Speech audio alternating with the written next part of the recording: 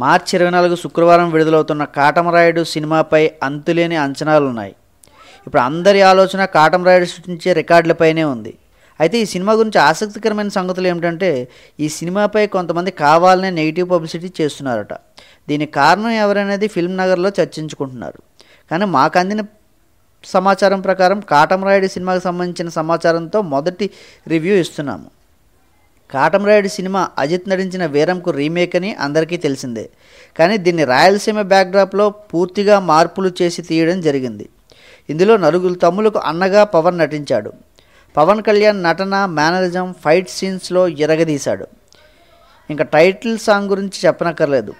Title song సినిమాలో దమ్మును రెట్టింపు చేసింది. ఇక శృతి హాసన్, పవన్ కళ్యాణ్ల మధ్య లవ్ సన్నివేశాలు మనకి చక్కెలి గింతలు పెడతాయి. ఇంటర్వల్ ముందు సీన్స్ ఇంటర్వల్ బ్యాంగ్ అయితే అరాచకం. ఇక ఈ సినిమా మరో హైలైట్ అన్నా తమ్ముళ్ళ మధ్య సెంటిమెంట్. డాలీ గత చిత్రాల కన్నా ఈ సినిమాను భిన్నంగా చిత్రీకరించాడు. పాటల చిత్రీకరణ బాగుంది. ఫైనల్గా తమిళ వీరం కంటే బెటర్గా ఉంది. ఇక పవన్ ఫ్యాన్స్ పండగ చేసుకోవచ్చు. మీకు ఈ వీడియో నచ్చితే లైక్ చేయండి, షేర్ చేయండి. మరిన్ని వీడియోల కోసం సబ్స్క్రైబ్ చేయండి.